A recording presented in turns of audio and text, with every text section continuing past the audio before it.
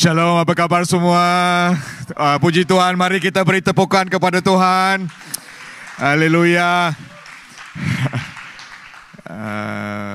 Brian ada beritahu saya sudah lama saya tidak sampai ke sini. Dan mungkin kepada kita yang melihat kepada video Direction Megastar Arena, siapa yang pening kepala? Adakah? Hanya dua perkara yang harus kita ingat. Yang pertama ialah Megastar Arena. Semua katakan Megastar Arena. Itu yang pertama yang harus kita ingat. Yang nombor dua ialah Sungai Wang Plaza. Ya, Sungai Wang Plaza. Dan ketiga ada dua entrance. Entrance A dan entrance B. Di tingkat 1 dan tingkat 2. Itu sahaja yang harus kita ingat. Yang lain kita cari sendirilah supaya Roh Kudus akan membantu kita sampai ke sana. Haleluya, puji Tuhan. Selamat pagi, God is good. All the time, God is good. Apa kabar semua? Luar biasa, haleluya. Ini mungkin kali pertama saya berkhotbah sebagai pastor di DUMC. 10 tahun yang lalu founding senior pastor telah memberikan baton kepada Pastor Chris, dan sekarang baton tersebut diberikan kepada saya. Saya akan ambilnya dengan takut dan gemetar. Fear and trembling. Jadi musim yang baru akan masuk, DUMC akan masuk ke dalam musim yang baru. DUMC seolah-olah sebagai satu buku, dan buku ini ada banyak bab, dan sekarang kita akan masuk ke dalam bab yang baru tetapi buku yang sama. Seperti yang telah kita lihat bahawa DUMC sudah berumur 45 tahun. Actually Januari tahun ini. So Januari tahun 2025 adalah 45 tahun ulang tahun DUMC. Tapi kita akan merayakan 45 tahun ini. Lebih daripada itu, ia akan memberikan satu titik ataupun satu nota di mana kita akan bergerak ke dalam musim yang baru. Dan minggu depan kita akan sama-sama merayakan ke belakang, tetapi kita juga akan melihat ke hadapan apa yang mahu Tuhan tuliskan di dalam bab yang baru ini. Saudara, amin. Amin. Sama-sama kita akan menyediakan diri, sama-sama kita akan menyelaraskan diri supaya apa yang mahu Tuhan tuliskan di dalam bab yang baru ini, sama-sama kita akan mengikut Tuhan Yesus. Supaya di dalam bab yang baru ini kita akan berakar dalam di dalam firman Tuhan, tetapi pada masa yang sama kita akan berbuah di dalam misi Kristus. Amin. Nah, di dalam kita merayakan minggu depan, next week, do you know what it is? Next week, minggu depan adalah hari Pentakosta. Kita Pentecost Sunday, actually minggu depan yang akan kita rayakan bersama. Itu bukan plan. Kami bukan tak sepandai begitu, tetapi Tuhan yang mengaturkan segalanya. Nah, apabila kita bersama-sama di dalam satu perhimpunan yang besar ini, bersama dengan congregation yang lain, dengan jemaah-jemaah yang lain dari bahasa Inggris, dari bahasa Chinese, dari bahasa Myanmar, bersama dengan bahasa Malaysia, Tamil, Nepali dan sebagainya. So, jadi ini adalah satu perhimpunan di mana kita akan merayakan kebaikan Tuhan. Nah, sama-sama kita akan datanglah minggu depan ya. Jangan datang ke sini tapi datang ke sana. Kita bermula jam 9 pagi. Ibadah bermula jam 10. Saya cadangkan supaya kita sampai ke sana jam 9 awal pagi. Supaya kita dapat sama-sama tidak terlalu panik untuk sampai ke sana. Nah, di dalam kita masuk ke dalam musim yang baru, saudara. Hari ini izinkan saya berkongsi sedikit tentang courage ataupun keberanian. Nah, perkataan keberanian mungkin tidak seberapa tepat. Mungkin berani tambah dengan ketabahan hati. Sebab courage itu adalah sesuatu yang datang daripada Tuhan. Dan jikalau kita mahu masuk ke dalam musim yang baru, ada 3 perkara yang harus kita lakukan. Yang pertama ialah ketaatan, iaitu obedience. Dan yang kedua ialah kesalehan hidup ataupun godliness. Dan yang ketiga ialah courage. Courage itu adalah keberanian. Yang ingin saya kongsikan hari ini, courage, keberanian, ketabahan hati, di mana kita akan masuk ke dalam teritori yang baru. Kita masuk ke dalam kawasan yang baru. Dan kawasan yang baru ini tidak pernah kita kenali sebelum ini. So jadi courage adalah keberanian yang lahir daripada iman. Keberanian yang secara rohaninya, keberanian yang berani bukan kerana kita tahu apa yang di hadapan kita, tetapi kita berani, kita tabah hati kerana kita tahu Tuhan akan menyertai kita. Amin. Keberanian ataupun courage adalah iman yang bergerak. Saya mengatakan it is faith in motion. Bahawa iman ini bukan sahaja iman yang tertanam di dalam, tetapi lebih daripada itu, courage adalah keberanian yang bergerak, menggerakkan untuk kita bertindak seluruh hidup kita. Dan satu lagi perkara yang harus saya ingatkan, bahawa courage bukanlah ketiadaan ketakutan, tetapi adalah kekuatan untuk terus maju walaupun kita takut. Itu adalah courage. Itu adalah keberanian. Itu adalah ketabahan hati. Keberanian bukanlah lahir daripada keyakinan diri kita sendiri, tetapi keberanian itu adalah datang daripada keyakinan kepada Tuhan. Courage is not self-confidence, but God confidence. Itu adalah courage, itu adalah keberanian. Dan izinkan saya kongsikan sedikit cerita yang pendek. Ada seorang jutawan ataupun billionaire yang sangat kaya. Dan di dalam rumahnya ada kolam renang yang bersaiz Olimpik. Besar sekali di belakang rumahnya. Dan satu hari dia mengadakan satu barbecue. Siapa suka barbecue di sini ya? Semua barbecue. Nah, orang Sabah Sarawak suka barbecue kan? Tuhan pun suka barbecue sebab dia suka korban. Korban bakaran. Nah, si orang yang kaya ini sangat kaya, mempunyai satu saiz Olimpik yang paling besar di belakang, dan di dalam kolam air ini, dalam kolam renang ini, ada banyak buaya-buaya disimpannya di dalam kolam renang ini. Dan dia mengatakan keberanian adalah satu sifat yang paling saya kagumi. Si millionaire ini mengatakan. Dan jika ada sesiapa yang berani untuk berenang daripada satu bahagian awal sampai ke akhir kolam Olimpik tersebut, saya akan memberikan satu cek $1,000. $1 juta dia katakan. Wow, saya mau berenang begitu. Nah, itu perkataannya kepada kawan-kawannya di barbecue tersebut. Dan tiba-tiba ada satu percikan air yang kuat.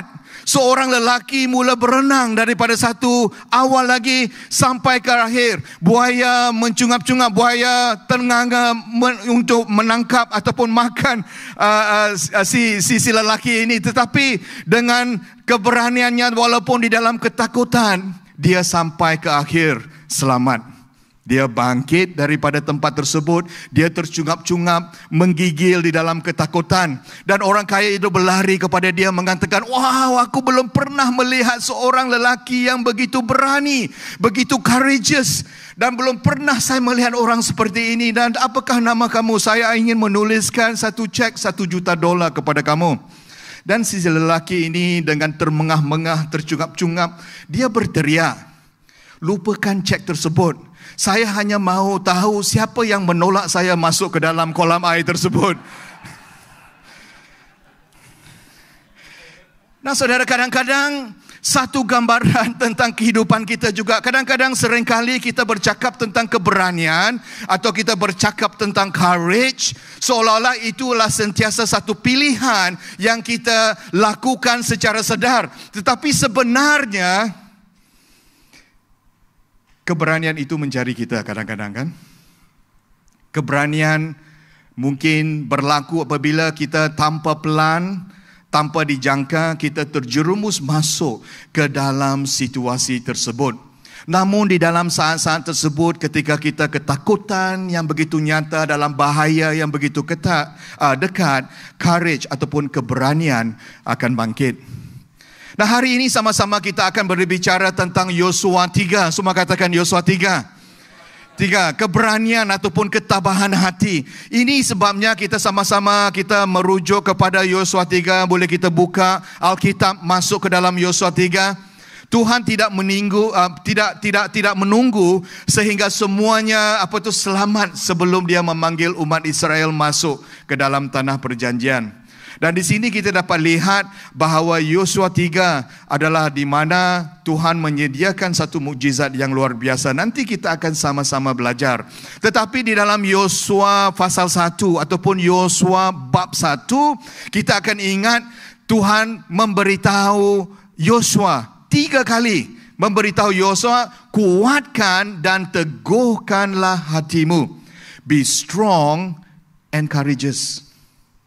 3 kali Tuhan mengingatkan Yosua, kuatkan dan teguhkanlah hatimu. Ada satu lagi kali keempat, kuatkanlah dan teguhkan hatimu apabila umat Israel sama-sama menyatakan tersebut. Tetapi Tuhan menyatakan kepada Yosua 3 kali.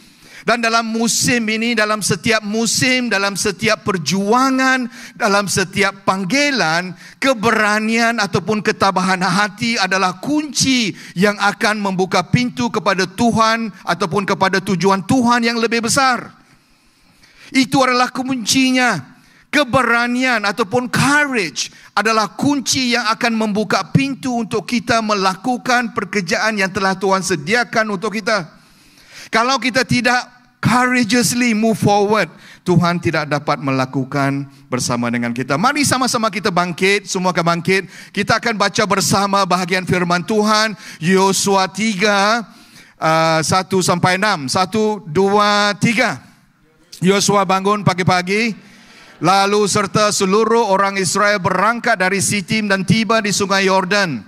Mereka bermalam di sana sebelum menyeberang. Setelah 3 hari berlalu, para pegawai pasukan berjalan di tengah-tengah perkemahan dan memberikan perintah sedemikian kepada umat itu. Sebaik sahaja kamu melihat tabut perjanjian Tuhan Allahmu diusung oleh para imam Lewi, kamu harus beranjak dari tempatmu dan mengikuti tabut itu.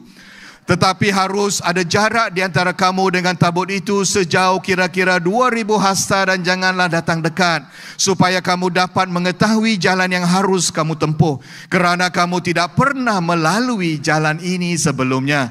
Lalu Yosua berkata kepada bangsa itu, sucikanlah dirimu kerana esok Tuhan akan melakukan keajaiban-keajaiban dalam kalangan kamu.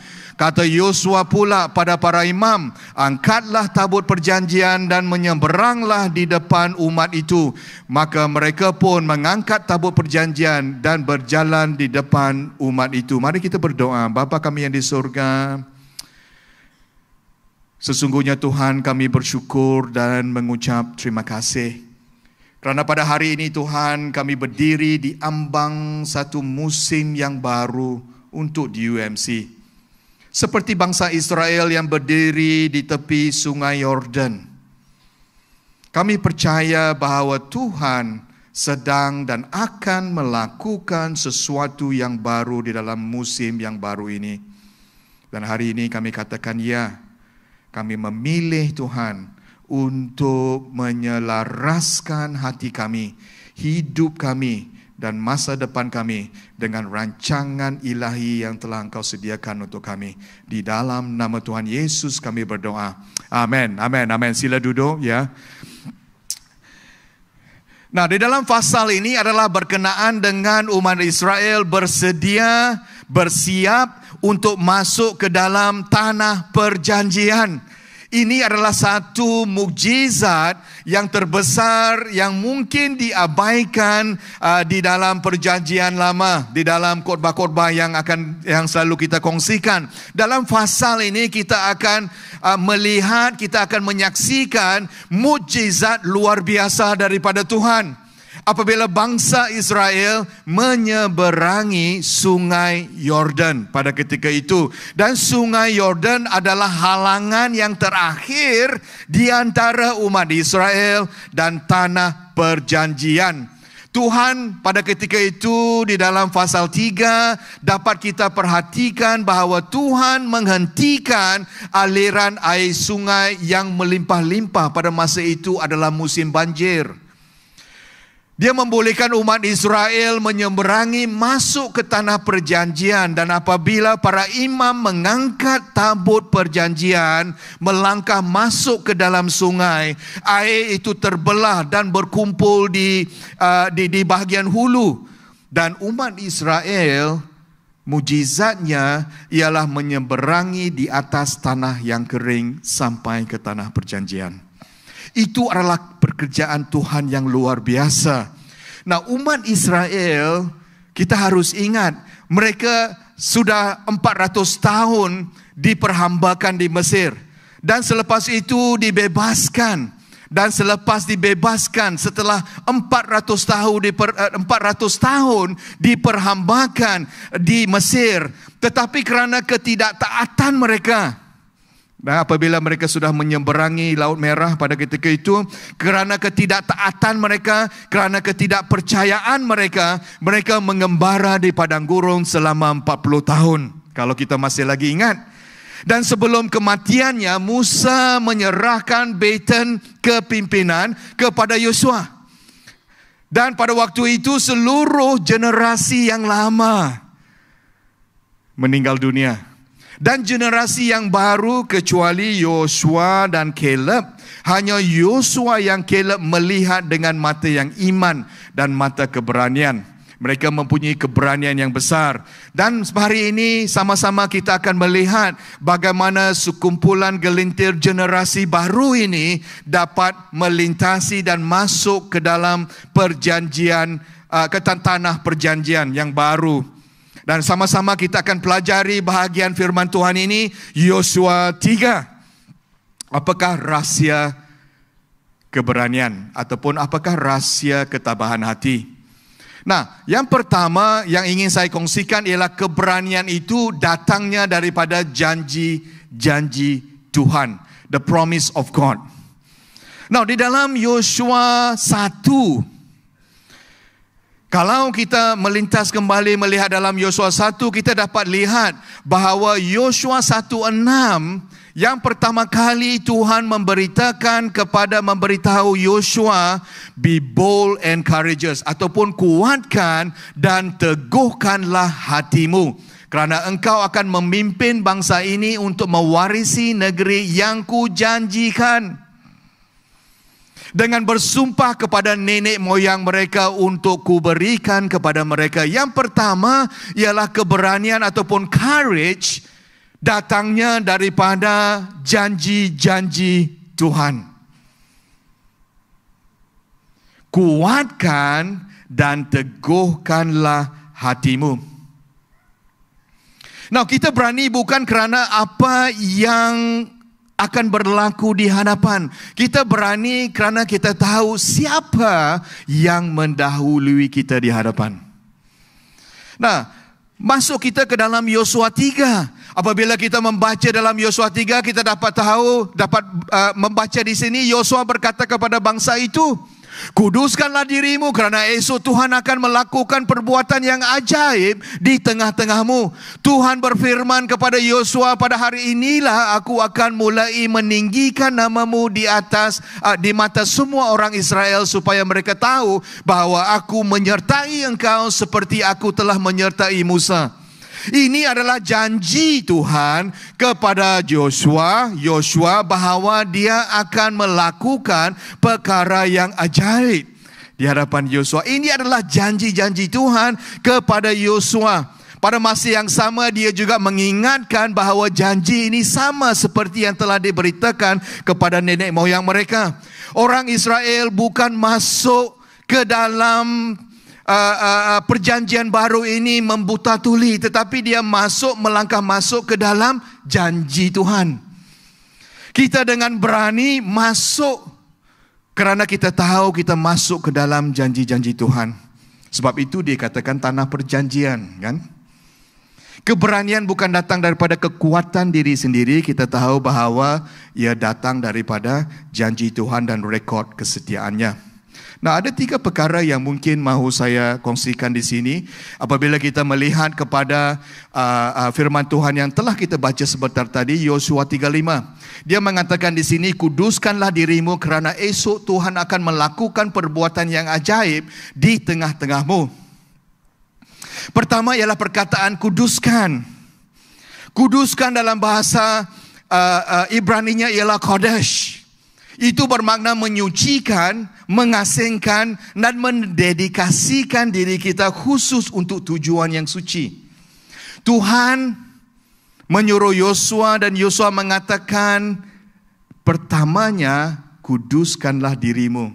Dia tidak berkata asahkanlah pedangmu. Dia tidak mengata mari kita mengatur latihan ketenteraan. Dia tidak mengatakan bahawa mari kita merancangkan satu strategi peperangan.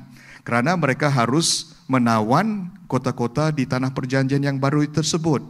Tetapi sebaliknya, yang pertamanya Tuhan mengatakan kuduskanlah dirimu. Mengapa? Kerana peperangan itu adalah milik Tuhan. Kemenangan tidak bermula dengan kekuatan, tetapi peperangan bermula dengan kekudusan. Di dalam perjanjian lama, pengudusan adalah berkenaan dengan membasuh diri, menukar pakaian dan tidak menyentuh najis. Tetapi di dalam perjanjian baru, pengudusan bermaksud lebih daripada itu. Ia adalah berkenaan dengan isi hati lebih daripada luaran ritual. Sebab itu di dalam Roma 12:1 mengatakan, oleh itu saudara-saudaraku, aku menyuruh kepadamu supaya belas kasihan Allah, supaya mempersembahkan tubuh badanmu sebagai korban yang hidup, yang suci, yang diterima oleh Allah. Itulah ibadat yang wajar. Ini adalah berkenaan kita mengasingkan diri untuk digunakan secara khusus untuk Tuhan. Pengudusan di dalam perjanjian baru adalah berkenaan dengan menyerahkan seluruh tubuh kita, minda kita, kehendak kita, masa kita dan segala sumber yang kita ada. Itu adalah keputusan yang berterusan yang mengatakan, Tuhan, bukanlah kehendakku tetapi kehendakmu yang utama. Amin. Nah, pengudusan bukan tentang kesempurnaan. Kerana Tuhan telah mati di atas salib untuk kita. Tetapi pengudusan itu adalah tentang kedudukan kita di dalam Kristus. Identiti kita di dalam Kristus. Nah, yang kedua, kita lihat di sini, kuduskan yang pertama. Kemudian yang kedua ialah perkataan kerana. Tuhan mengatakan, kuduskanlah dirimu kerana esok Tuhan akan melakukan perbuatan yang ajaib. Tuhan tidak berkata, jika kamu kuduskan dirimu, barulah aku akan melakukan perkara yang ajaib. Itu bukan jika dan maka. Tetapi Tuhan mengatakan, kerana esok aku akan melakukan perbuatan yang ajaib, maka kamu kuduskanlah dirimu. Itu kalau saya boleh parafrasakannya. Ini bermakna Tuhan mengatakan bahawa sama ada kita menguduskan diri kita ataupun tidak, Tuhan akan melakukan pekerjaannya. Tuhan tidak bergantung kepada kekudusan kita untuk dia melakukan sesuatu. Tetapi Tuhan mahu kita menguduskan diri kita kerana Tuhan mahu kita menyelaraskan hidup kita. Tuhan mahu seiramakan hidup kita tentang apa yang Tuhan akan dan telah lakukan. Kita menyertai Tuhan di dalam pekerjaan Tuhan. Amin, faham ya? Maksudnya kita serahkan diri kita bukan untuk mencetuskan mujizat. Tuhan akan melakukan mujizat. Tetapi kita menguduskan dirinya supaya kita menyelaraskan hidup kita dengan kehendak Tuhan, dengan apa yang Tuhan telah dan akan lakukan.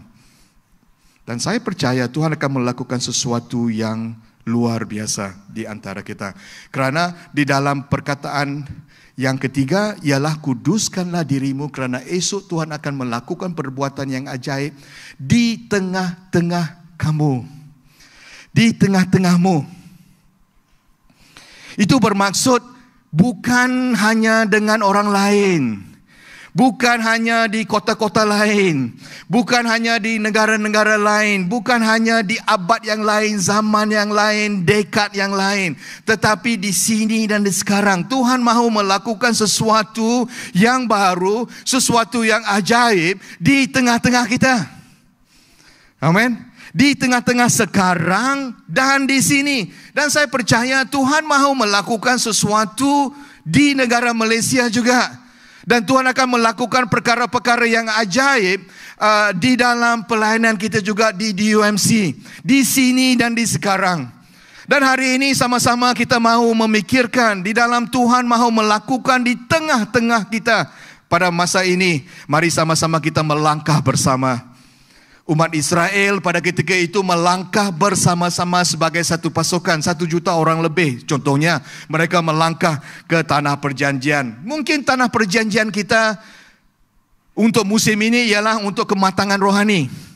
Mungkin ada di antara kita, tanah perjanjian adalah bertentangan dengan panggilan dan tujuan hidup kita. Mungkin adalah tentang penerobosan dan ikatan dosa. Mungkin tentang pemulihan hubungan. Mungkin tentang hidup yang berbuah dan memberikan impak kepada masyarakat.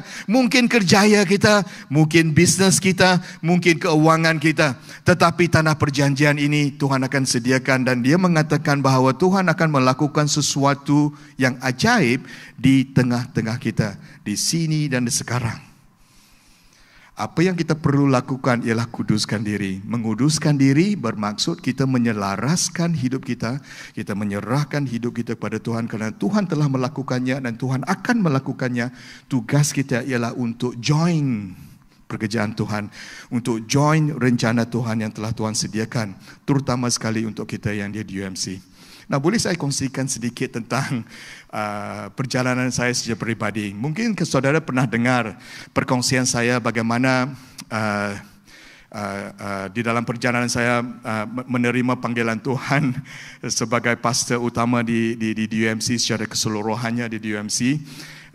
Yang pada awalnya kita semua tahu dan pernah dengar tentang bagaimana seorang elder TC pada ketika itu membawa saya minum kopi dan berkata bahawa kami sudah berbincang di antara elder-elder di gereja dan dengan senior elder dan juga founding senior pastor dan seluruhnya berbicara bahawa kami telah menetapkan kamu sebagai orang yang akan mengambil alih. Respons saya yang pertama ialah saya tidak boleh melakukannya. Respons saya pertama ialah I'm not going to do it. Dan mereka katakan kamu balik, kamu berdoa. Itu caranya. Dan di dalam saya berdoa pernah saya kongsikan bertubi-tubi masuk ke dalam fikiran saya dan mengatakan bahawa apa kalau saya gagal, Tuhan? Apa kalau saya mengecewakan gereja? Apa kalau saya mengecewakan Tuhan? Dan Tuhan berbicara kepada saya pada ketika itu semasa saya melutut menangis di hadapan Tuhan. And He says, it's not about you. It's about me. Bukanlah bertentangan tentang saya, tapi Tuhan mengatakan adalah berkenaan tentang Dia. Dan Dia mengingatkan segala pelayanan yang lepas seperti orang asli, Jubilee, semasa saya meletakkan jawatan saya sebagai orang yang tinggi di MNC dan masuk penetua Dream Hostel, Community Digital dan sebagainya. Tuhan mengingatkan semua itu kepada saya, mengatakan, bukankah aku bersama dengan engkau pada ketika itu? Itu pernah saya kongsikan, ya. Dan saya menangis lagi dan keesokan hari Tuhan menyediakan, itu yang pertama. Dan yang kedua, Tuhan menyediakan janji yang seterusnya. Dan Tuhan menunjukkan pelangi yang berkembar. Setiap kali saya masuk ke dalam rancangan yang baru ataupun tugas yang baru yang Tuhan sediakan untuk saya, Tuhan selalu menunjukkan kepada saya pelangi berkembar. Dan untuk kali ini juga, hari semalamnya itu saya berlutut di hadapan Tuhan, menangis, mengatakan saya tidak melakukannya. Saya mengatakan, okey Tuhan, kalau itu rancangan Tuhan, saya akan consider. Hari yang kedua, Tuhan menunjukkan pelangi yang berkembar. Kerana Tuhan kita adalah Tuhan yang sangat mengasihi kita, saudara. Tuhan mahu menunjukkan kita atau mengatakan kepada kita, Tuhan mahu kita melangkah masuk ke dalam tugasan yang baru. Itu yang kedua. Dan yang ketiga mungkin yang belum saya kongsikan, ialah semasa Disember bulan lepas. Dan Disember bulan lepas ialah apabila bapa saya sakit tenat, sakit asma, sakit tenat semasa dia melawat Bangkok. Semasa dia di Bangkok. Dan semasa di Bangkok,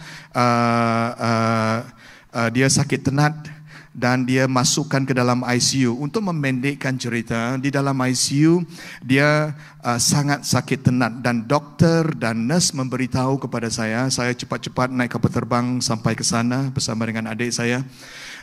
Tangannya diikat di di tepi katil kerana mereka mahu membantu pernafasannya kerana dia sangat tenat. So perbincangannya sama ada dia memotong lehernya untuk memasukkan tube itu ataupun masuk melalui mulutnya. Tapi mereka dapat memasukkan melalui mulutnya, terus mengikatnya dan sebab itu tangannya diikat supaya dia tidak tarik keluar. Dan pada masa yang sama dia diberikan ubat untuk separuh sadar. So jadi maksudnya dia tidak berapa sadarlah, separuh sadar begitu. Dan doktor mengatakan saya bahawa dia sudah sedia untuk moving south. Maksudnya dia akan sakit tenat dan keadaannya menuju ke selatan. Maksudnya harapan untuk hidup adalah terancam. Dan saya ingat pada ketika itu apabila saya dengan mak saya, ibu saya pergi ke ICU. Di dalam ICU saya bersama dengan ibu. Setiap pagi kami akan sampai ke sana dan kami akan berdoa untuk dia. Dan hari itu saya katakan, ibu, mari kita menyanyi Jesus we enthrone you. Yesus kami puja. Dan kami bernyanyi. Ibu saya tak berapa pandai menyanyi juga. Sumbang sedikit caranya, tak ikut rentak, tak selaras dengan iramanya. Tetapi disitulah di dalam ketidaksempurnaan itu terjadinya penyembahan yang sejati. Amen. Walaupun iramanya tidak serentak ataupun sumbang. Dan apabila kami bernyanyi dan berdoa, kemudian ibu saya selepas habis dia pegang tangan bapa saya. Dia katakan, Daddy lah, sebab cara dia berkongsi ialah Daddy. Daddy, kamu jangan tinggalkan saya. Dan dia mula hampir menangis. Kamu jangan tinggalkan saya. Saya sekarang di Bangkok. Kamu jangan tinggalkan saya.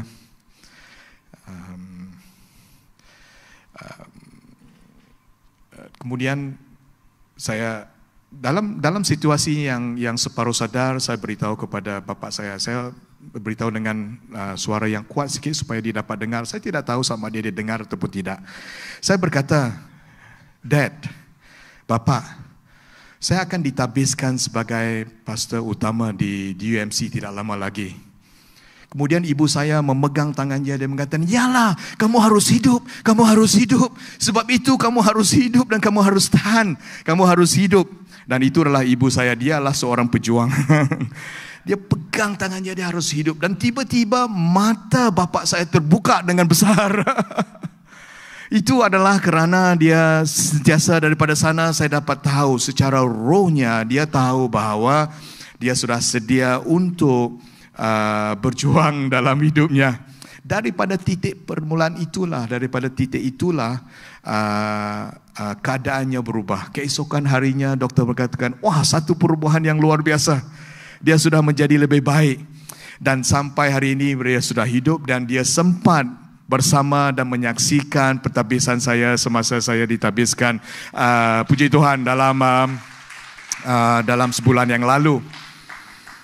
Dan apabila sudah selesai, dia sudah sembuh, intubasinya itu telah dikeluarkan daripada mulutnya. Saya melihat kepadanya, dia melihat kepada saya. Perkataan yang pertama yang keluar daripada mulutnya ialah, bila kamu akan ditabiskan? Ini adalah mukjizat Tuhan yang luar biasa, amen. Berpegang kepada janji-janji Tuhan, dan ini adalah pengesahan yang ketiga untuk saya. Dan daripada sana, kerana janji-janji Tuhan yang telah Tuhan sediakan dalam hidup saya, itulah yang akan memberikan saya keberanian, memberikan saya courage untuk bergerak ke hadapan. Dan ini adalah Tuhan kita. Dan yang kedua ialah tentang keberanian datangnya daripada firman Tuhan dengan cepat. Now, keberanian datangnya daripada firman Tuhan, dan kali kedua Tuhan berbicara kepada kepada Yosua pada ketika itu di dalam Yosua 1:7 dan 8 adalah berkenaan dengan kuatkan dan teguhkanlah hatimu, kerana itu datangnya daripada firman Tuhan. Dia mengatakan diri, hanya kuatkan dan teguhkan hatimu dengan bersungguh-sungguh untuk melakukan segala hukum yang telah kuperintahkan kepada hamba-Mu Musa kepadamu. Janganlah menyimpang daripadanya ke kanan dan ke kiri, supaya kamu berjaya kemana sahaja kamu pergi. Kitab Taurat ini janganlah beranjak daripada mulutmu, renungkanlah siang dan malam, supaya kamu berhati-hati melakukan apa yang tertulis di dalamnya. Maka kamu akan berjaya dan beruntung.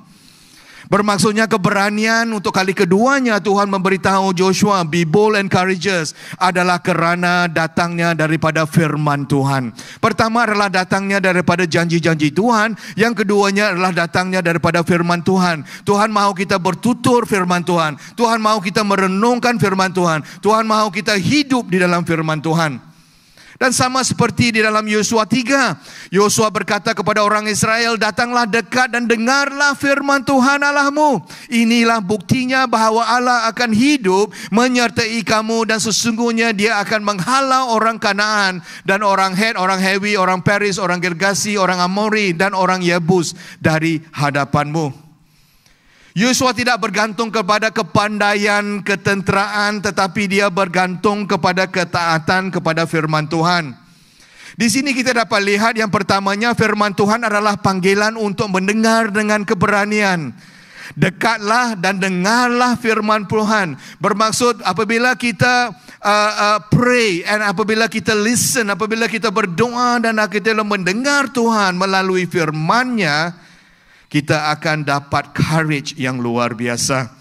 Maksudnya di dalam dunia yang bising dengan ketakutan, di dalam dunia yang bising dengan keresahan, di dalam dunia yang ada banyak pelbagai pendapat dan yang tidak sudah-sudah, melalui TikTok, melalui WhatsApp, melalui apapun, semuanya adalah berkenaan dengan sorakan dunia. Tetapi apa yang penting ialah kita berpegang kepada firman Tuhan, daripada bisikan firman Tuhan di dalam hidup kita setiap hari. Sebab itu adalah penting untuk kita setiap hari, saudara, membaca Alkitab. Amin. Yes, amin. Amin. Firman Tuhan kita tidak berubah. Keberanian mereka berakar dalam arahan Tuhan ataupun arahan ilahi. Itu yang pertama. Dan yang kedua ialah firman Tuhan mengingatkan mereka tidak bersendirian. Sebab itu di dalam ayat yang sebelumnya dia mengatakan, inilah buktinya bahawa Allah yang hidup menyertai kamu. Tuhan kita adalah personal. Tuhan kita adalah present. Tuhan kita adalah powerful. Tuhan kita adalah pribadi, hadir dan berkuasa. Di sini dan sekarang. Amin. Nah, yang ketiga yang lebih penting yang mau saya sampaikan di sini ialah firman Tuhan mengisytiharkan kemenangan sebelum peperangan bermula pun. Wow. Sesungguhnya aku akan menghalau orang Kanaan, orang Het, orang Hewi, orang Peris, orang Gergasi, orang Amori dan orang Yebus dari hadapanmu, sebelum satu kaki pun melangkah masuk ke dalam air Yordan. Sebelum satu pertempuran pun berlaku, Tuhan telah mengisytiharkan kemenangannya. Apabila kita mau masuk ke dalam tanah perjanjian kita, sama ada di dalam keuangan kita, pekerjaan kita, pelayanan kita dan sebagainya, Tuhan telah menjanjikan kemenangan melalui firman-Nya Tuhan. Nah, firman Tuhan bukan sekadar menunjuk ke arah janji, tapi dia juga bukan sahaja menunjuk arah kepada destinasi janji Tuhan, tetapi Tuhan menyediakan jalan menuju kepada janji tersebut. Bukan saja dia memberikan janji, tetapi Tuhan juga menyediakan jalan untuk menuju ke arah destiny janji. Amin. Tuhan kita bukanlah Tuhan yang berbicara, tetapi Tuhan yang bertindak. Apa yang difirmankan, itulah yang dia genapkan.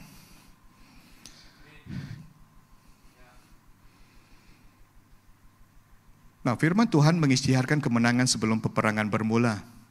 Tuhan berjanji untuk halau keluar 7 bangsa. Kita lihat di sini orang Kanaan, orang Het, orang Hewi, orang Peris, orang Girgasi, Amori dan sebagainya. Dan ini melambangkan materialisme dan ketamakan. Ini melambangkan ketakutan dan kengerian. Ini melambangkan penipuan dan kompromi. Ini melambangkan kelonggaran moral dan tiada batas, melambangkan kedagingan dan sebagainya. Tuhan mahu mengatakan untuk kita masuk ke dalam musim yang baru, kita sebagai gereja di UMC dalam musim yang baru, kita akan menang ke atas segala kubu-kubu rohani ini. Kita akan berhadapan dengan kubu-kubu rohani.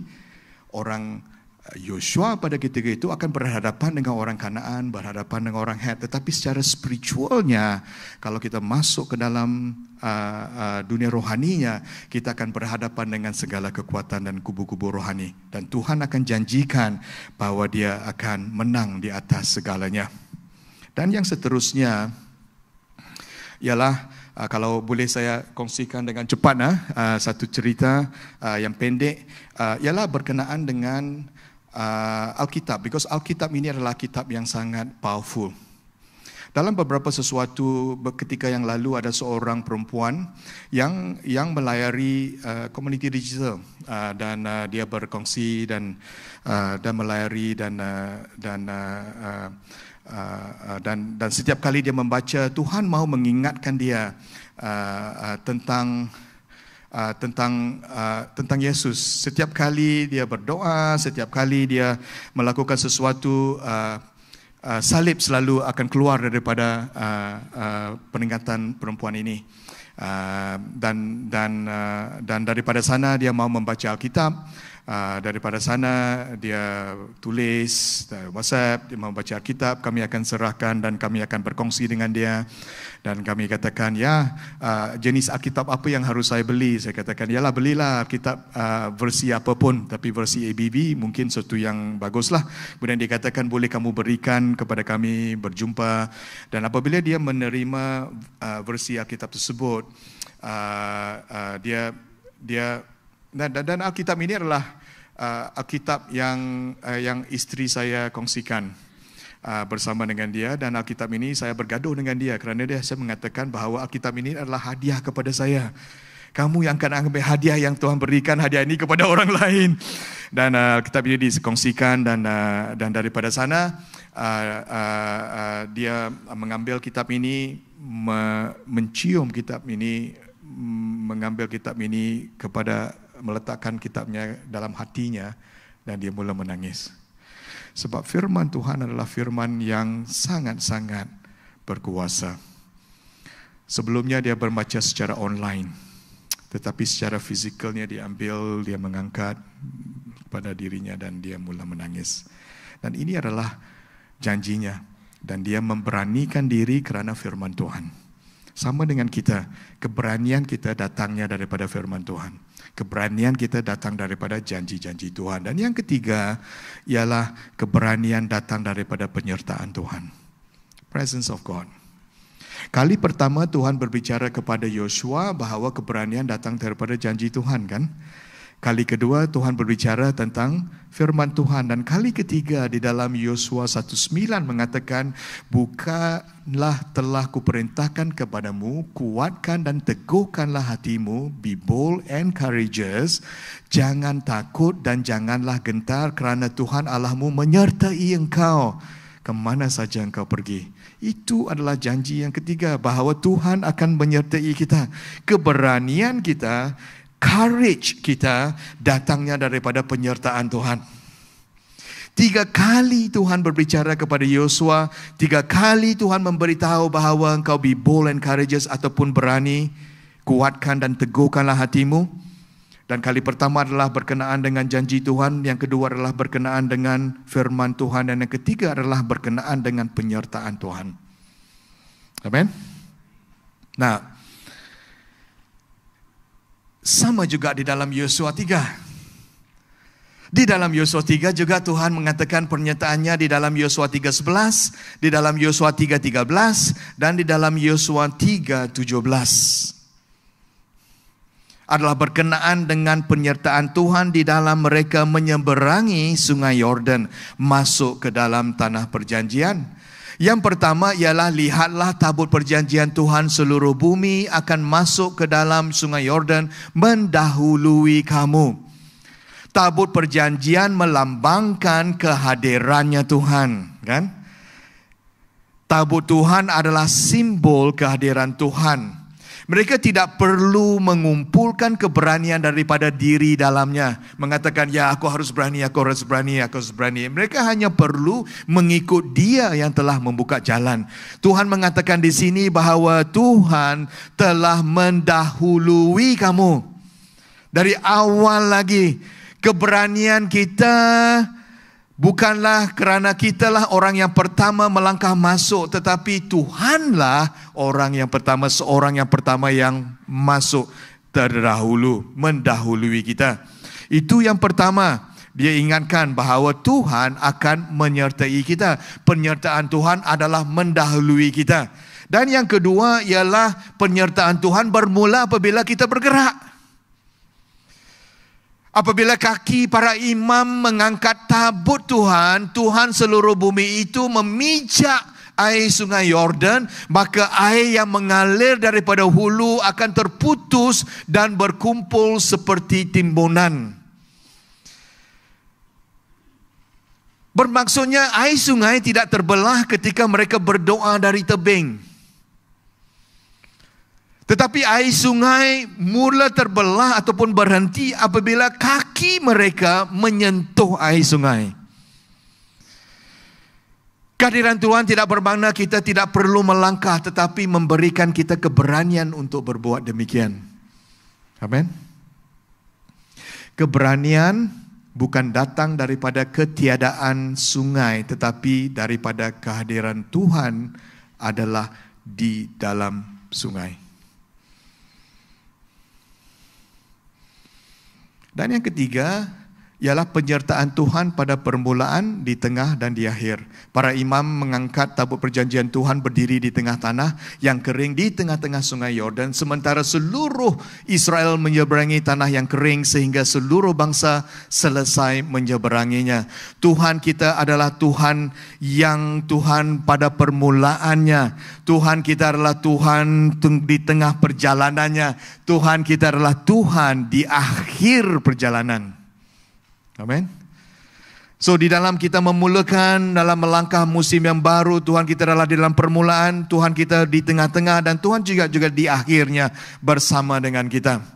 Dan di dalam semua ini Tuhan, dan kita akan sama-sama mengimbas kembali, saudara, kesimpulannya, mengimbas kembali apa yang berlaku sebelumnya ini. Mengapa mengapa setengah orang generasi yang sebelumnya tidak boleh masuk ke dalam ke dalam tanah perjanjian.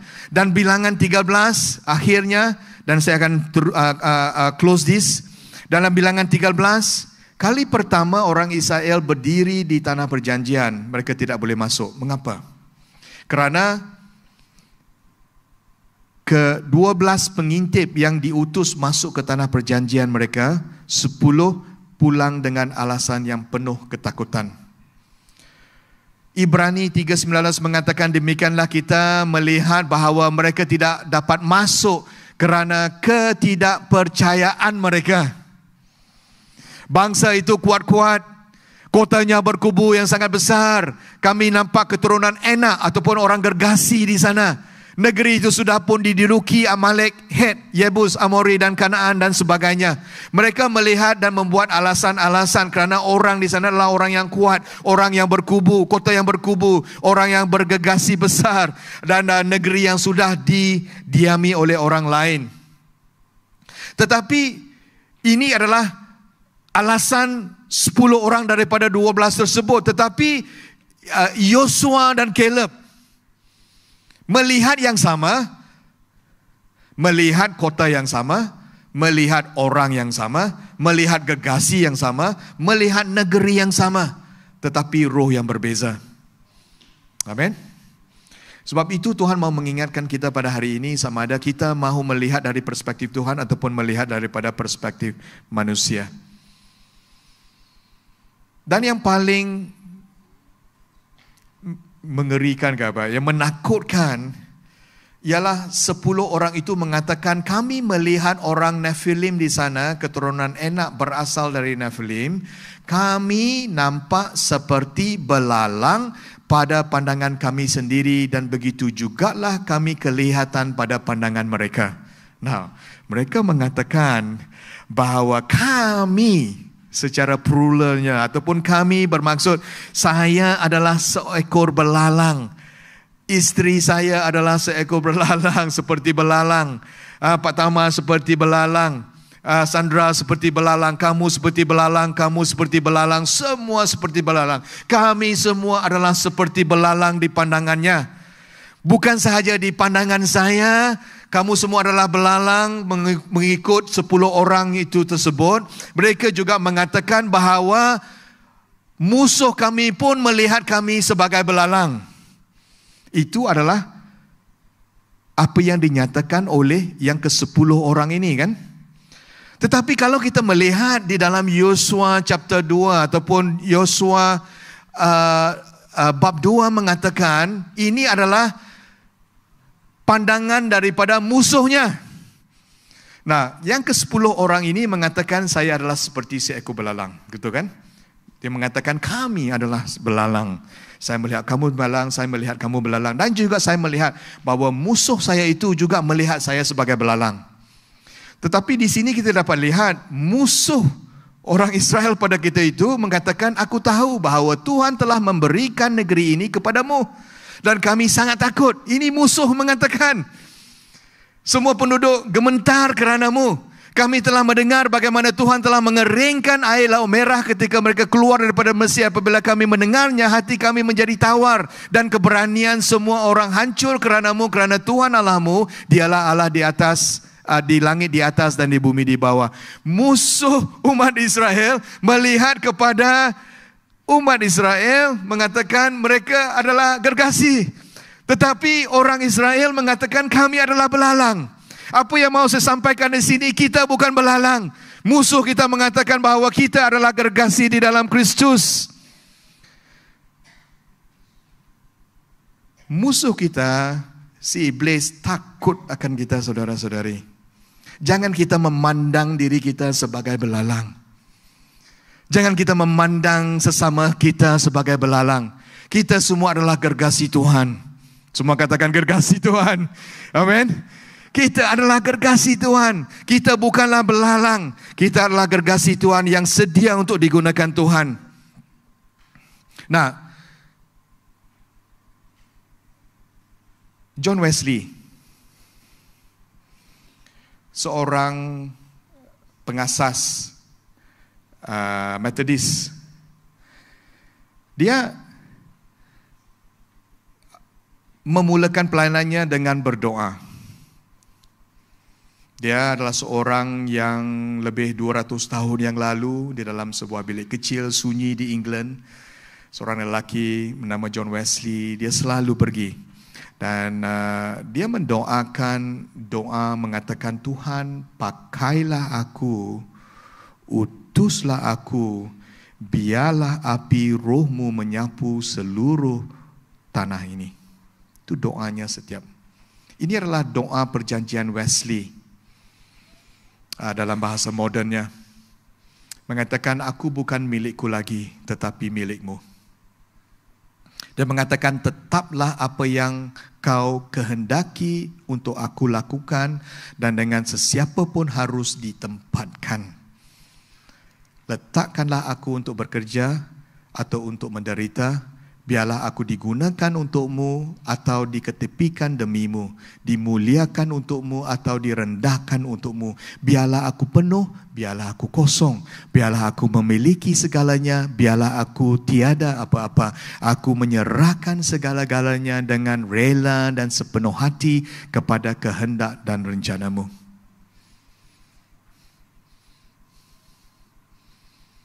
Ini adalah doa Wesley kepada Tuhan. Mungkin Tuhan mau mengingatkan kita, ini mungkin adalah doa untuk kita juga. Ya, para music, maybe you can come, musician. Doa kita juga, doa yang berani. Bukan doa mereka yang lemah semangat, bukan doa untuk keselamatan, tetapi doa untuk pengorbanan. Bukan untuk kesenangan, tetapi kerana keberanian, courage. Dan kita tahu dalam generasi yang seterusnya, apabila Wesley sudah meninggal dunia, kita tahu ada seorang lelaki yang pergi ke rumahnya Wesley, dan di rumahnya tempat biliknya ada satu tempat di mana dia Wesley melutut, dan di tempat itulah sudah ada usangnya, permaidani yang sudah usang di sana, dan seorang lelaki ini melutut di tempat yang sama, mengatakan, Lord, would you do it again through me? Tidakkah Tuhan melakukan seperti mana yang telah melakukan melalui John Wesley semasa dia melutut? Dan lelaki ini yang namanya Billy Graham, kita tahu. Dan Billy Graham adalah seorang penginjil yang luar biasa, menyentuh hampir 215 juta orang. Dia mengatakan, Tuhan melutut di tempat yang sama dengan John Wesley, mengatakan, God, would you do it again through me? Dan hari ini mungkin sama-sama Tuhan mau mengingatkan kepada kita semua di sini, Tuhan, would you do it again through me in this generation? Tuhan, Engkau mengatakan bahawa Tuhan akan melakukan perkara-perkara ajaib di tengah-tengah kami. Would you do it again? Would you bring revival? Would you refresh us? Maukah Tuhan memberikan kebangkitan rohani sekali lagi di Malaysia? Dan kita melutut di hadapan Tuhan, mengatakan, Tuhan, lakukanlah sekali lagi seperti mana yang Tuhan telah lakukan pada zaman Wesley dan juga pada Billy Graham. Dan kita generasi yang baru. Tuhan, tidakkah Tuhan mau melakukan yang sama? Mari kita semua berdiri. Mari kita bernyanyi satu lagu.